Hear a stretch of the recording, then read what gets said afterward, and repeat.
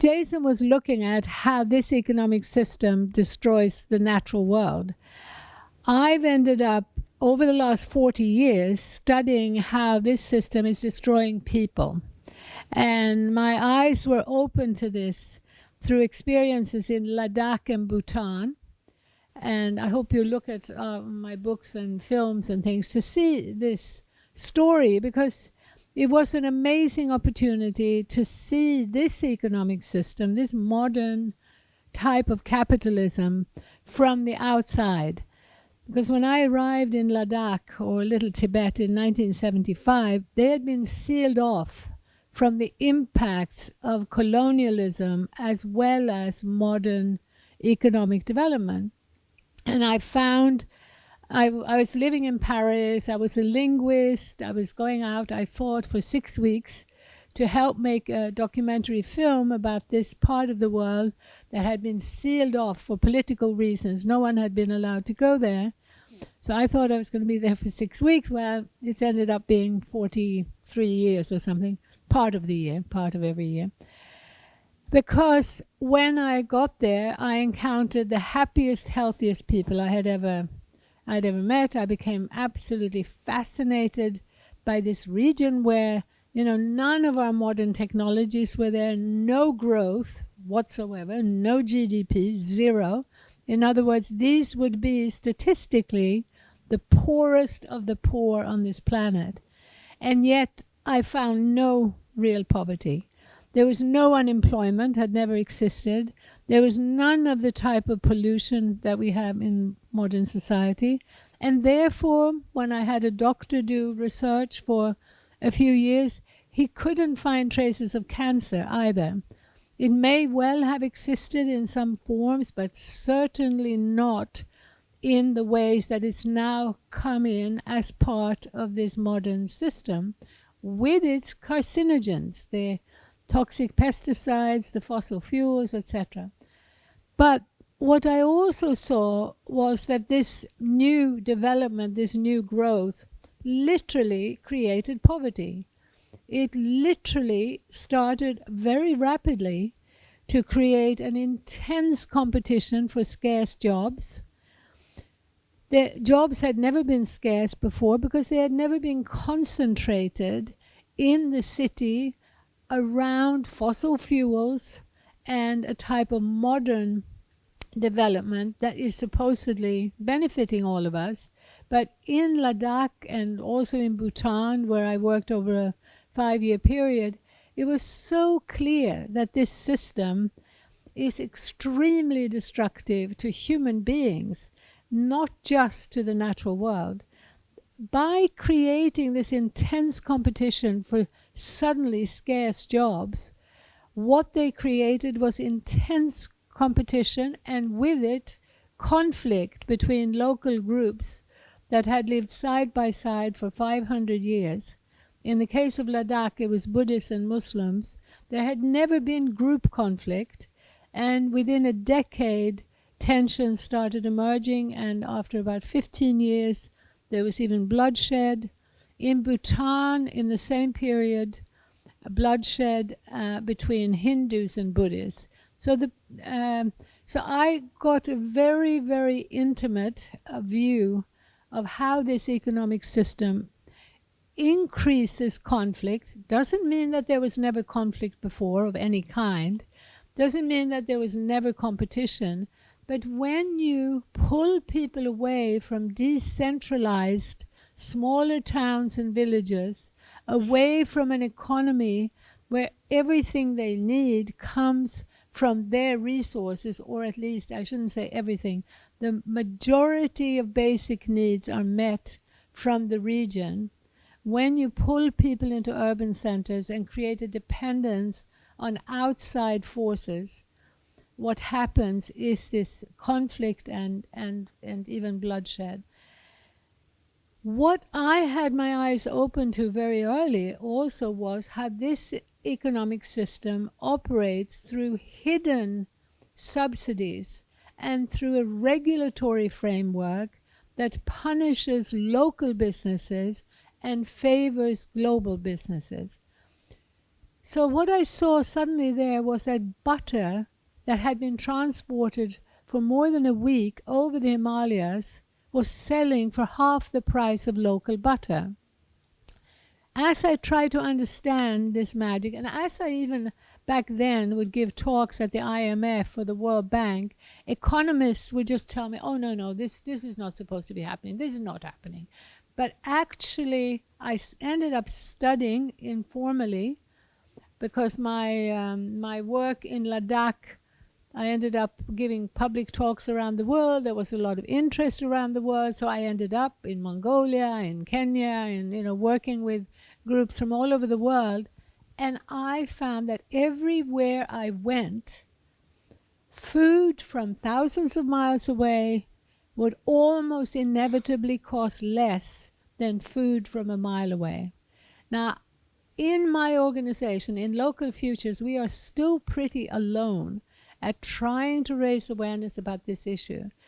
When you study it, you will see that the main reason for climate change, as well as instability, competition, and bloodshed, has to do with a globalized economy that favors global traders over local traders or smaller businesses.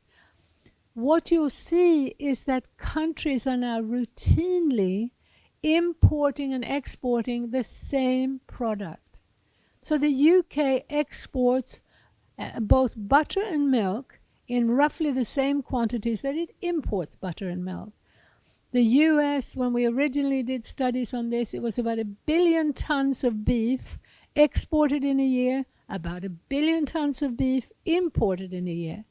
Now, when we talk about climate change, when we talk about this incredible and disastrous impact of GDP growth on natural resources, let's look at the structures. Let's look at the incredible unfair system that we have, and let's do so in a way that does genuinely make us revolutionaries.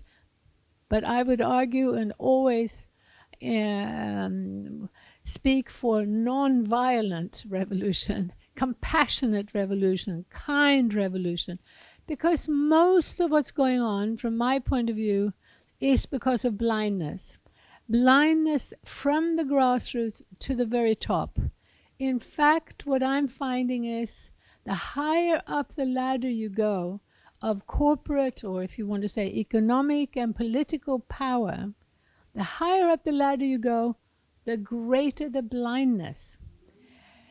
Why? Because as you go up the power ladder, you're more and more dependent on mediated information. I already found this years ago. I've been going around the world trying to raise awareness about these issues, and it was so clear. You get to talk to an activist or to a normal person out there, you can have plenty of time, and they have the time to hear a holistic, systemic analysis. You go up a little bit, even trying to get something into radio, you have a lot more time than you do when you go to television. When you're in the political scene, you're talking to a member of parliament, you have more time. You talk to a minister, less time. A few times I've seen prime ministers, and, snap, you've got, 3 seconds to communicate. And I've also seen that the same people who start out as environmental activists, when they become a member of parliament, they're suddenly starting to change their tune. When they become a minister, even more so, if they do become prime minister, bye-bye completely. And you have a situation of people retiring and coming back. So you have generals who join the peace movement once they're out of their official position. It's a very strange thing that happens, which we probably don't have time to go into. I have theories about it. I think one of the main problems is blindness combined with the desire to belong. I think we all want to be part of community. And I see a lot of these people as they go up the ladder in power, they want to be part of the club. Being part of the club as a CEO means that you've got to have that second yacht and you must have 3 homes or you will be marginalized. So there's an escalation that goes on. Anyway, as you'll see, I'm not as structured as Jason. I'm talking in a holistic, systemic way from experience, and hope you can follow my train of thought. But I want to come back to this crucial issue, which is that when we talk about rich countries having exploited poor countries, and when we look at that scarcity of resources, which is very real, we need to remember that the majority of citizens were never consulted, were never in any way involved in creating an economic system that led to such extreme exploitation of poor countries, but also of poor people in rich countries. We were not consulted about aid packages, supposedly aid packages, that were actually a way of selling industries from the Western world. They were actually a form of exploitation in the name of aid. We were not asked whether we wanted to use our taxes in that way. So I think it's really important that we put out a message which does not make the average person in the West feel personally responsible or guilty. We also, this is what we're trying to do in our work, the economics of happiness work. We're trying to show just how much we have lost in terms of real wealth, so that we can show that what we're trying to move towards in this new economy, in this new form of doing business, is something that we would all welcome. As Jason was saying, we're talking about gaining more time. We are not aware of the way in which we have been pushed to run faster and faster and faster to stay in place. I've worked with economists in England and America who have written books about how as GDP goes up, the majority of people are getting poorer. So my friend Richard Douthwaite wrote a book called The Growth Illusion about the UK, where he showed how as GDP was going up in the 90s, the average spending power of the average citizen was going down. So we're working, we can see it, both mother and father have to have jobs to just stay in place, to pay for the mortgage, to send children to school, to do the things that are required by most people. Working hours are longer, and we're working harder and harder for less gain.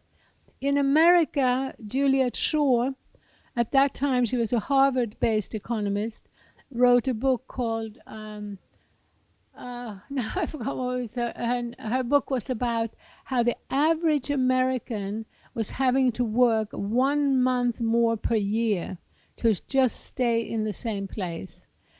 So we need to really spell out, in order to win over and to create a powerful movement for change, one of the most important things we need to do is to spell out the enormous deprivation and suffering, actually, that this entails for us. We are constantly bombarded with the message that we're doing so well. This is the message, the sort of happy message in the media and in the commercial system, is how well we are doing. And our biggest problem in terms of discussing growth is that people are made to believe that this GDP increasing is in order to keep them in a job, is in order to make sure that they have enough money in their pocket. Look at the truth. The gap between rich and poor in every single country is escalating dramatically. I know of no single exception, including Bhutan and Ladakh, including my native country of Sweden. I'm sorry to tell you that the Scandinavian governments have gone in the same direction because, as Jason said, both left and right have subscribed to the same formula of GDP. But What we need to talk more about, Jason, I hope we can talk about that in our discussion, is how after the Second World War, it's not only that GDP was brought in. What was brought in was an idea of formally globalizing economic activity. The idea was that politicians, with bankers and corporations at their side, sat down at the Bretton Woods meeting after the Second World War to plan how to avoid another depression and also how to avoid another world war. Their idea was that we need to integrate economic activity worldwide through a series of trade treaties. Actually, what these trade treaties involved, the integration meant let's support global businesses to invade every country and to create dependence in every country on the giants. So we now have a system that is not only so crazy because of GDP, but it's a system in which our taxes are used to subsidize and aid global traders and global trade. Now that support takes the form of continual deregulation of their activity. The free trade treaties are about freedom for global banks and global corporations to move around freely. In those treaties, they have clauses called ISDS clauses, which stands for Investor-State Dispute Settlements. And those clauses say, governments are signing in black and white, we won't do anything that might impede your profit-making ability. If we do, you can sue us. And these suits are happening in kangaroo courts where literally, a Swedish nuclear power company is suing Germany for 3.7 billion because Germany decided to phase out nuclear power after Fukushima. You have lawsuits because countries are trying to ban a toxic chemical, things that have been proven to be harmful to health. They get sued by corporations under these rules. Now, this key element of how we end up supporting giants that are both decimating species and biodiversity, massively increasing energy consumption and with it pollution, as well as creating a bigger and bigger gap between rich and poor, as well as creating more and more job insecurity worldwide. This is crazy. So we need to look at what's taxed, which businesses are taxed, what is subsidized, and we need to look at regulations. So taxes, subsidies, regulations, along with GDP. That's the system. These are the mechanisms that are being used blindly by left and right, taking us rapidly in the wrong direction. So let's look at this trajectory now with 8 men controlling greater wealth than half the global population. And as I say, in every country, the gap growing. One of the consequences is that as people feel more and more insecure in their livelihood, more and more insecure in their identity, the end result is the fear, the racism, the anger that leads now to election of Trump-like dictators, a swing to the right by people who are feeling insecure. And so the tendency is to blame the other because there isn't enough discussion of the system that is actually creating the problem. So it's really, really urgent that we look at this in a systemic way. I'm very happy that left-leaning think tank called TNI, the Transnational Institute, it's one of the few global think tanks. They recently published a paper of mine on localization.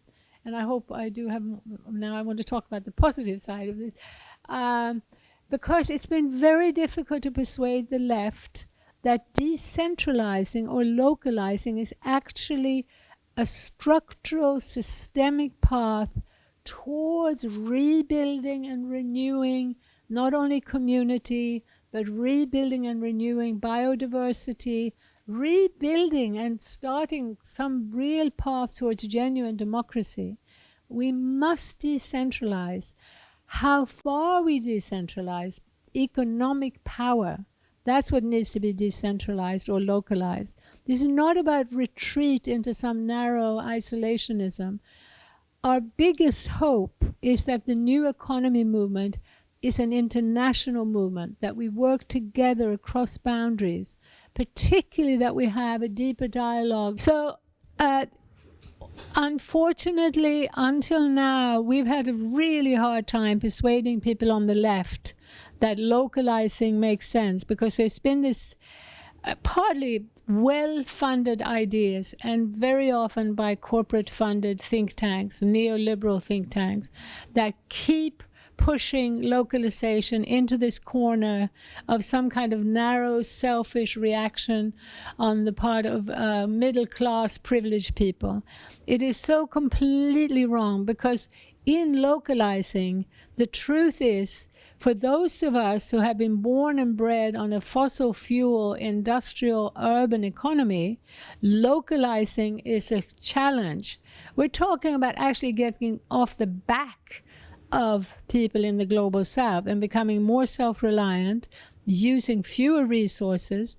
And so it's exactly the opposite of what's believed. But anyway, I do feel quite optimistic about the way that thinking is changing recently, because the key is again that we understand that both left and right in our political and economic elites across the world have been following the same basic formula and ended up basically servants to global corporations. And what Jason was saying about the banking system, we really must understand that when we allow deregulated global banks and finance institutions to make money out of thin air and to produce what's estimated to be 97, whoever does that counting, I don't know. It's very hard to estimate, really. But this is a general consensus that about 97% of the money in circulation is this make-believe money. And with those huge amounts of money, by the way, essentially created by and monitored by algorithms. In other words, robots. Robots are determining the value of our currency, the value of our food, the value of our rents. It's an insane, crazy, speedy global system. And I was very pleased to hear Ruby talk about the need to look at decentralized infrastructures. And that's partly what's happening from the ground up around the world. What every day gives me hope is that there's a human intelligence, perseverance, and collaborative spirit that's giving birth to what I call a global local movement. First and center in this movement is food. And this is another thing I think we really need to remind ourselves, that whenever we think about the economy, let's be sure to put food at the center. Don't allow economists to tell you that that's another category.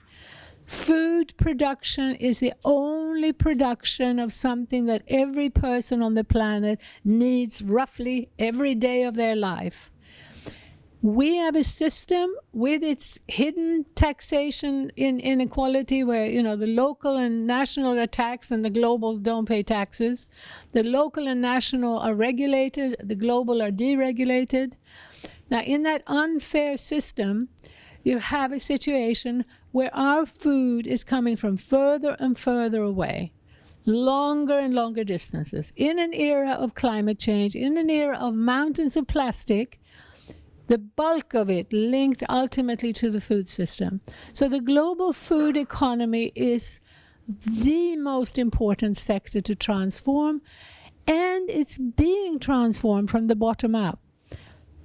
It's a movement that's growing, the global local food movement, which does not recognize itself as a movement. But in my work working on every continent, seeing that everywhere you go, there are new local food initiatives. It's an intelligent, intuitive response to a crazy system. In the system of hidden subsidies that we have for the global, this local food cannot always be as reasonably priced as it should be. But don't fall into the trap of thinking of local, healthy, fresh food as some kind of elitist, fashion. Don't let all these think tanks persuade you of that. Having right to diverse, healthy, fresh food should be considered one of the basic human rights. We should be working for a world where everyone has the right to have access to that, and where the systems are transformed in that direction. They are being transformed from the bottom up. I know the farmer who started the first CSA in Beijing, and it's like this little jewel called Little Donkey Farm in Beijing, this great polluted city. It's this wonderful farm, community-supported agriculture, that people are so drawn to. People long for connection to the land and to know more about the sources of their food, have contact with animals, with the plants, with the seeds. I also see around the world that all the activities around local food, including a wonderful project near us in Devon, where prisoners can come and garden, cook and eat together. Many of these men have never sat down in a community setting and eaten together. Some of them are afraid of it in the beginning, but it is a remarkable healing that comes with that combination of being productive on the land and cooking and eating in community. There are stories of torture victims where psychotherapists have realized that actually working in the garden while talking about trauma is incredibly healing. There are so many examples of delinquent youth being taken out on the land. Sometimes it's also out into wilderness, but there's something particularly wonderful about the food production, about learning how to be a genuinely productive person in that very tangible, embodied way. So I could go on forever about local food, and I know I don't have time, but I do think that we absolutely must not underestimate the importance of this movement, and we need to do everything we can to make it grow more and faster. And the more and faster should not be like my friend at Riverford in Devon, where we were actually involved when it first started. It was a local food box scheme and has now become, across UK. The consumer or the citizen, we need to be more aware of the importance of scale, more aware of the importance of distance as linked to energy consumption, pollution, and packaging. We need to be more aware of the way that shorter distances between the farm and the table, very, very importantly, create a market pressure towards diversification. This is fundamental. There is a link between the global food economy and the giant supermarkets going into Walmart and monoculture on the land. Monoculture can never produce as much as diversity. Never. And we've been sold this big fat lie that we need big farms, we need the supermarkets to feed the world. Just yesterday, I think it was a new propaganda piece from Syngenta, the biggest pesticide company in the world, arguing that we cannot feed the world without pesticides and other chemicals. So please look up of independent, smaller businesses that are not operating as subservient entities to the giant global economy, but are genuinely there to serve the local community. I hope you all know about Froome and their form of direct democracy. Who doesn't know about Froome? Oh, okay. Well, in Frome, they're practicing a form of democracy at the level of the local council, where essentially all the councillors have decided they're not going to join their party political direction. Even if they may have an inclination towards Conservative or Labour, they are there as local representatives. So it's a very interesting experiment in politics. I would argue that the decentralization and localization that is most urgently needed is the economic one, because the real political power today is the economic power. And to the extent that we don't look at that economic power, we end up again and again falling prey to essentially to misinformation and to there's a type of political, there are many attempts, as you could see with Scotland here, and now in many parts of the world, where people are so fed up with being dominated by distant bureaucracies and distant forces that they have no control over. So logically, the first thing they turn to is the idea of a political decentralization. However, that can be quite dangerous in the current climate where the real political power is economic. When I say dangerous, I also mean even with campaigns to get land back to indigenous groups, it can often make it much easier for a corporation to go in and bribe half the community with only $1 million when they're only dealing with a small population. So the first agenda needs to be, how do we break up? How do we start shifting towards more local control economically? So starting business alliances with local independent businesses there to serve the community, and where there is a clear and accountable, visible thread. Sometimes it can extend beyond national boundaries. Sometimes you can have an ethical project buying something, some tea or something from a so-called poor country. But beware that when you are going across that poor country, rich country divide, you are subjecting people to the vagaries of that algorithm which determines the value of currencies, and they can suddenly find that their product is selling for much less. It's a vulnerability that is that makes it very, you have to be extremely careful and really be on the ground in whatever place that you're working with. There's a general assumption that if you can help farmers in the poor countries to sell in the West, they're going to get a better price, and that's a good thing. Generally speaking, that does not work so well for a number of reasons. And for that, I hope you would read my book, Ancient Futures, which is available here, and which was, by the way, translated into over 45 languages. We lost track of some of the indigenous languages. And so from all those language groups, from all over the world, I got the message again and again, the story you tell of Ladakh is our story too. And that's what's given me a lot of energy to try to keep, getting this message out. It's a very, it's a sort of a situation that makes these issues much clearer in a holistic way. And maybe... I guess I just want to finish by really making that link to the economics of happiness. As I said, when I first arrived in Ladakh, I encountered people who were more radiantly happy than any I had ever encountered. It actually took me many years to appreciate just how deep and real that happiness was.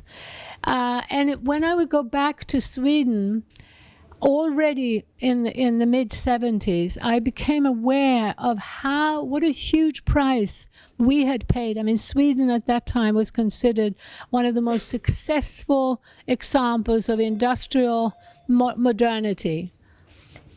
What became so obvious already in the mid-70s, of all the more than half the dwellings in Stockholm, one person living alone. The loneliness that led to depression, that led to alcoholism, was such a clear price that we have paid with modernity. And it was far more extreme in Scandinavia than in England. In Ladakh, in every household, you had roughly 10 people. That meant that every mother had about 10 live-in caretakers for every baby. It meant, the older siblings, the aunts, the uncles. It was a community-based way of life that we're not going to regain, from one day to the next. But what does happen with people who start understanding the importance of deeper connection is that we can make a much more conscious effort to connect. And we can do that even, by setting up a group where we, basically link up with like-minded people who want to do more sharing and caring.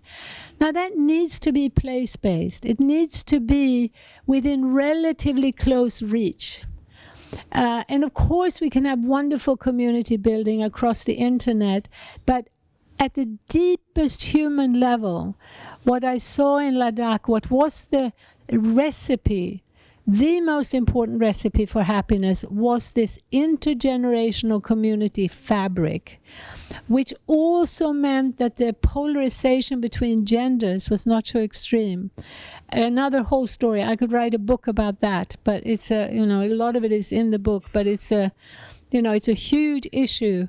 And there were many reasons why the gender gap was so much smaller, and why the men seem to maintain more of their feminine side and the women a more empowered and stronger and more vocal role, which was not understood by Western anthropologists who didn't understand that the real economic power was at the level of the household.